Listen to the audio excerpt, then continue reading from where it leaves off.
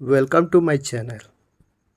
दोस्तों, आज हम लोग treatment and disposal of solid waste समझेंगे, जिसमें open dumps, landfills, sanitary landfills, incineration plants और पायरोलाइसिस एंड कंपोस्टिंग और वर्मी कल्चर के बारे में डिटेल जानकारी प्राप्त करेंगे। सबसे पहले इसका बेसिक चीज़ जानते हैं। बेसिक चीज़ में हम वेस्ट के बारे में समझेंगे। पहला पॉइंट है वेस्ट किसे कहते हैं।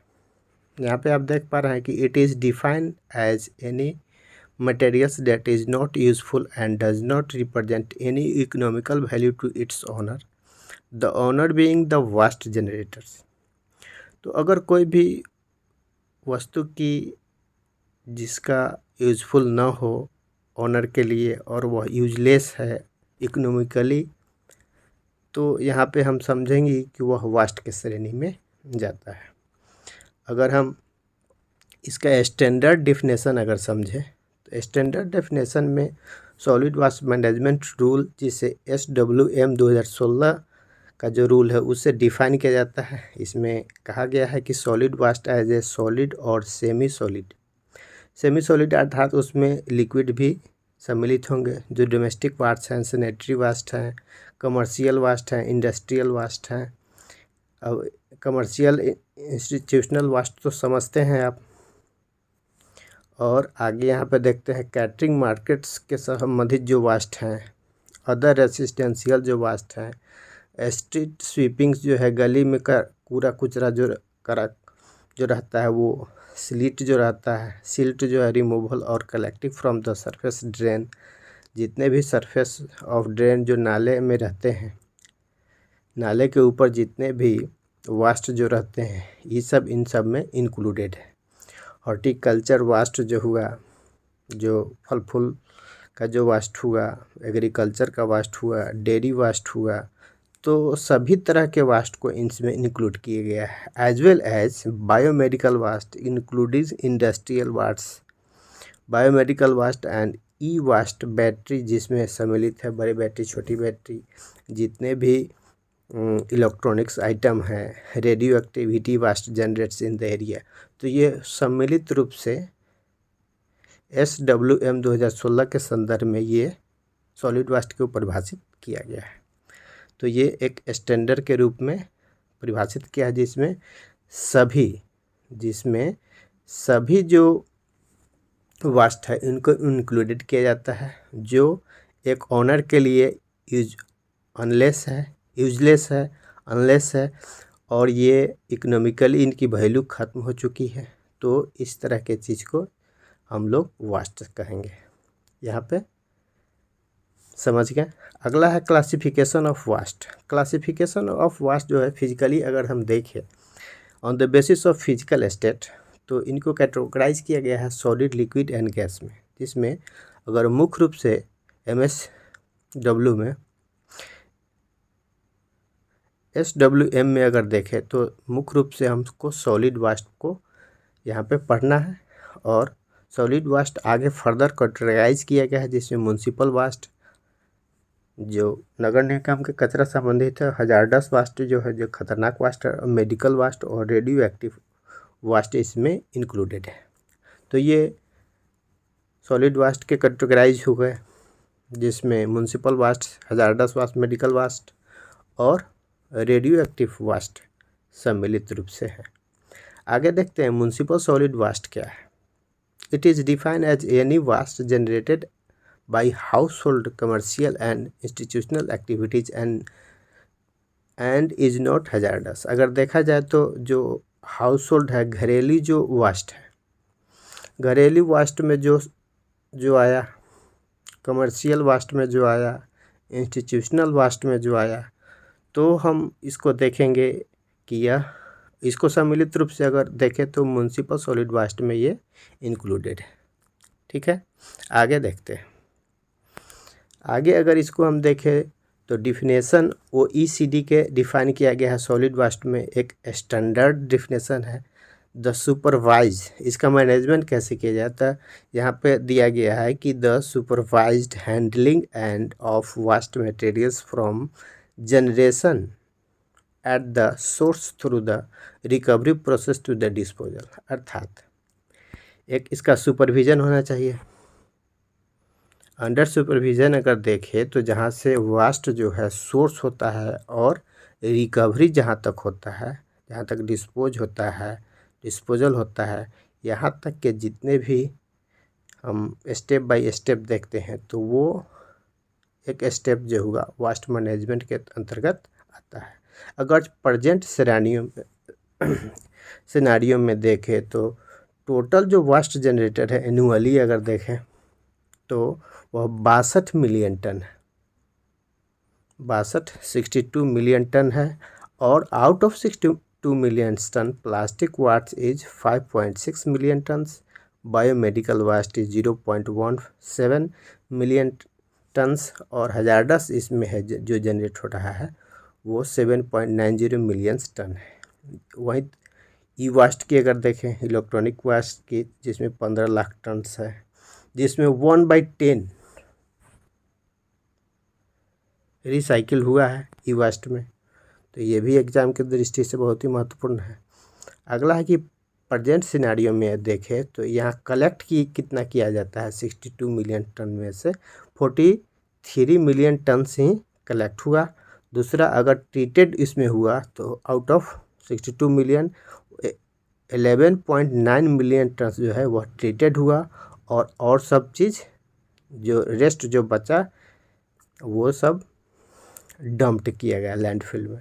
ठीक है, तो अगर हम यहाँ पे देखें तो दिल्ली जो देख रहे हैं सबसे अधिक यहाँ पे सॉलिड वेस्ट डेली जनरेट होता है और सबसे अधिक यहाँ पे प्रदूषण बना रहता है। खास करके दिल्ली का क्षेत्र जो गाज़ियाबाद के नाम से जाना जाता है, जिसमें अगर दिल्ली के मुख्य रूप से देखें तो 10,500 जो है वह डेली वेस्ट जनरेट होता है, जो कुल 55% के करीब में इंडिया के है। ठीक है, आगे देखते हैं क्लासिफिकेशन, देखते हैं कि सॉलिड वेस्ट का क्लासिफिकेशन क्या है। तो अगर ओरिजिन के आधार पर देखते हैं तो डोमेस्टिक जो है जो घरेलू अपशिष्ट पदार्थ हैं जिसे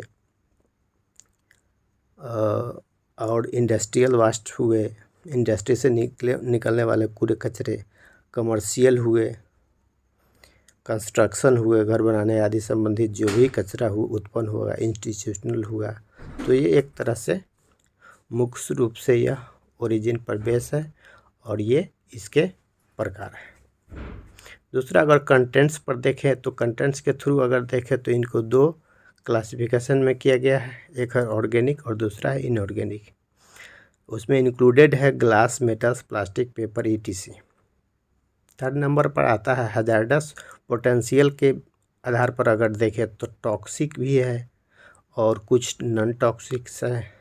जो डोमेस्टिक वेस्ट है वो टॉक्सिक भी है और नॉन टॉक्सिक भी है, फ्लेमेबल भी है, खुद जल जाता है और रेडियो एक्टिव भी है और इन्फेक्शंस भी है।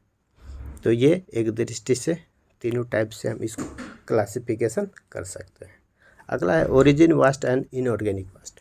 तो ऑर्गेनिक वेस्ट जो होता है वो माइक्रो ऑर्गेनिज्म द्वारा डिस्टिंग्रेट हो जाता है और ये आगे चलकर क्या निकल जाता है इससे, methane, water, carbon dioxide, ETC से वह या लिविंग ऑर्गेनिज्म के थ्रू जो अपघटित होता है उससे हमको क्या प्राप्त होता जाता है। तो यहाँ पे methane, water, carbon dioxide, ETC ये सब प्राप्त होते हैं। अगर इनऑर्गेनिक में इंक्लूडेड देखें तो जो प्लांट मैटर हैं, जो रॉक्स हैं, सैड्स हैं, ये सब इनऑर्गेनिक वेस्ट में इंक्लूडेड है। ई वेस्ट की चर्चा करते हैं, ई वेस्ट एंड सॉलिड वेस्ट। तो ई वेस्ट और सॉलिड वेस्ट में मुख्य रूप से जितने भी इलेक्ट्रॉनिक्स प्रोडक्ट्स हैं, जो कंप्यूटर का पार्ट्स हो गया, एक उसका एक्सपायर जो होता है तो एक्सपायर कर गया, हैंग कर गया और वो यूजलेस हो गया, तो उस स्थिति में अगर देखें तो वह ई वेस्ट की श्रेणी में चला जाता है। तो जितने भी घरेलू इलेक्ट्रॉनिक वेस्ट हैं और या अगर देखें बिजली का बोर्ड का ये सब हुआ, तो ये सब बिजली के बोर्ड का जो उपकरण हुआ, जो एलिमेंट हुआ, जो कंपोनेंट हुआ, तो ये सब इसमें ई वेस्ट में इंक्लूडेड होता है। ठीक है, आगे देखते हैं कि ये जो है रिकवरी जो है अगर देखा जाए तो रिसाइकिल इसका 1/10% ही हुआ है। ये भी एग्जाम में पूछा जा चुका है। ठीक है, आगे देखते हैं कि सॉलिड वेस्ट एंड पोल्यूशन। अब देखिए यहाँ पे सॉलिड वेस्ट जो होता है cause pollution to environment in the following ways. किस तरह सॉलिड वेस्ट जो है पर्यावरण को प्रदूषित करता है। पहला है untreated solid waste emits greenhouse gas, और ग्रीन हाउस गैस उत्पन्न करता है और ये बहुत ही आपदा के स्थिति में लाकर खड़ा कर देता है।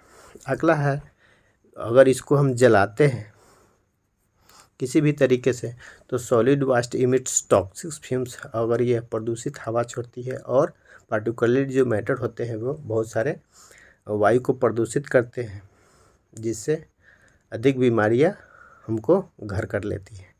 अगला है when left unsegregated and dispose safely they accumulates in open landfills.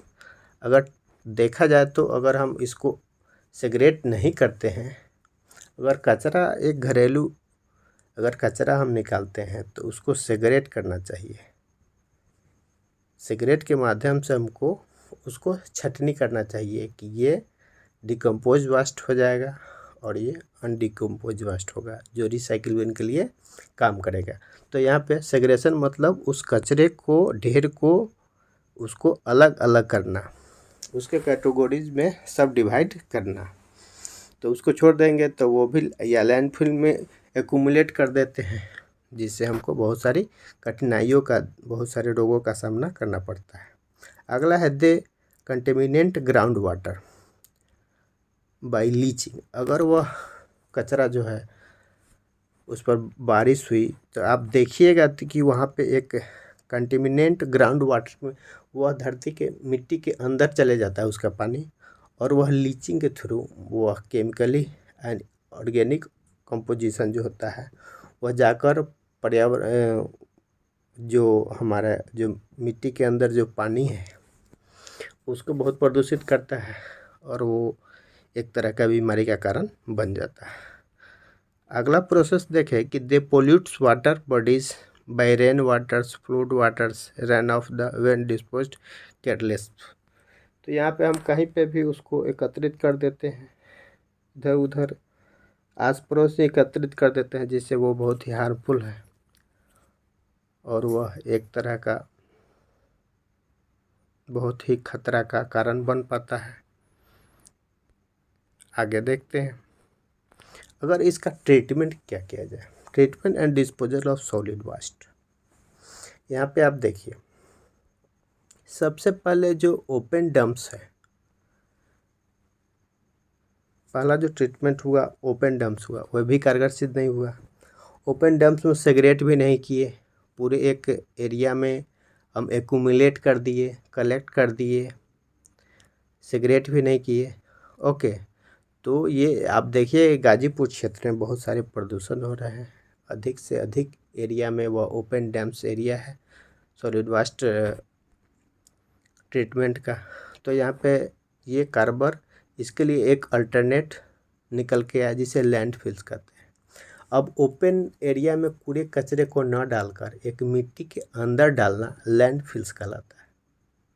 Open dumps मतलब पूरे ले गए कचरे को बिना सेग्रेट किए, बिना अलग अलग किए कि कौन डिकम्पोज हो जाएगा कौन डिकम्पोज नहीं होगा, अधिक टाइम ड्यूरेशन लेता है, तो वो ओपन डम्प्स हुआ।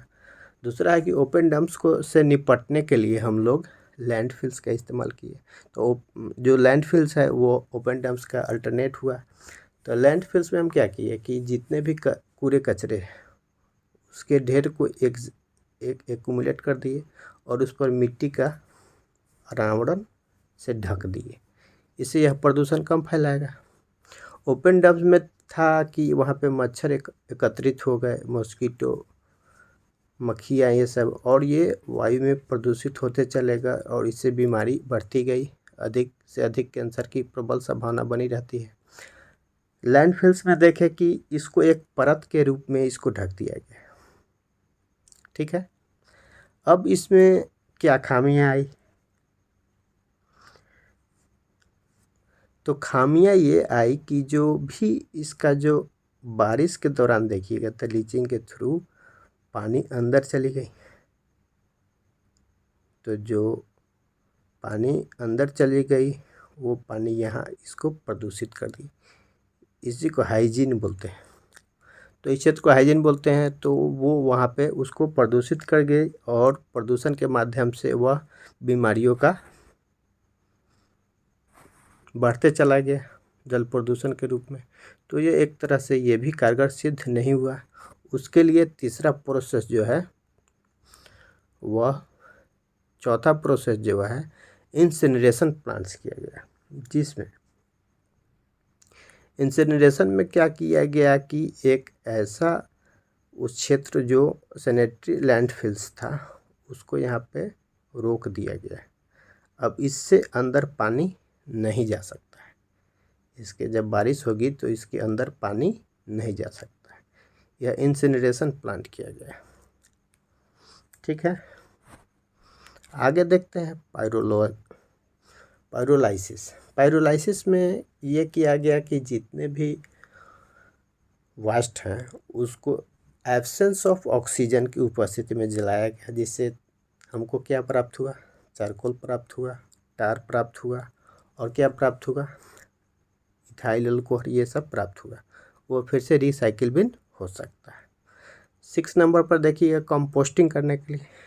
अब कंपोस्टिंग के लिए हम उसको क्या किए? ऑक्सीजन की उपस्थिति में उसको किए। ठीक है, जो ऑर्गेनिक सब्सटेंस है, जो ऑर्गेनिक वास्ट है, उसको माइक्रो ऑर्गेनिज्म द्वारा उसको क्या किए? छोटे छोटे कण के रूप में तब्दील किए और वह एक खाद बन के तैयार हुआ, जिसमें 2 विधि मुख्य रूप से कारगर साबित हुई, एक इंदौर विधि, एक बेंगलोर विधि। तो कंपोस्टिंग अर्थात खाद बनाना यहाँ पे संभव हो गया। एग्जाम में यही पूछता है कि पायरोलाइसिस जो है एब्सेंस ऑफ ऑक्सीजन के रूप में, एब्सेंस ऑफ ऑक्सीजन में इसको हम क्या करते हैं? कंबसन करते हैं।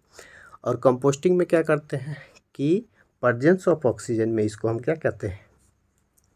डिकम्पोज करते हैं, जिससे हमको क्या प्राप्त होता है? खाद प्राप्त होता है। अगला है 7 नंबर पर वर्मी कल्चर। वर्मी कल्चर में देखते हैं कि जितने भी लैंड पर जितने भी ऑर्गेनिज्म हैं और ये ऑर्गेनिज्म उसको क्या करते हैं? डिग्रेड करते हैं। और डिग्रेड करने के बाद उसमें जितने भी नाइट्रोजन और ऑक्सीजन बनते हैं, जिससे प्लांट को ग्रो किया जाता है। तो यहाँ पे वर्मी कल्चर भी आप जान पाए। अगले सेशन में हम लोग बायो रिमेडिएशन और पाइट्रो रिमेडिएशन, माइक्रो रिमेडिएशन और माइक्रो फिल्ट्रेशन के बारे में डिटेल जानकारी हासिल करेंगे। तब तक के लिए जय हिंद, जय भारत।